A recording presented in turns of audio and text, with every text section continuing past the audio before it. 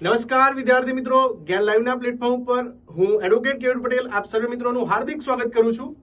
મિત્રો, જો તમે કોઈ સરકારી કચેરીમાં આરટીઆઈની અરજી દાખલ કરો છો, જાહેર માહિતી અધિકારીને તમે અરજી કરો છો, તમને 30 દિવસમાં જવાબ નથી મળતો તો તમે શું કરશો? તો એના માટે હવે જુઓ, નમૂનો ચ, ગુજરાત સરકારે જે નિયમો બનાવ્યા છે એ હેઠળ નમૂના ચ માં તમે પ્રથમ અપીલ દાખલ કરી શકો છો। સાહેબ, કોને પ્રથમ અપીલ દાખલ કરવાની? તો જે તે જાહેર માહિતી અધિકારી છે એના ઉપલા અધિકારી શ્રી અહીંયા પ્રથમ અપીલ અધિકારી રહેશે।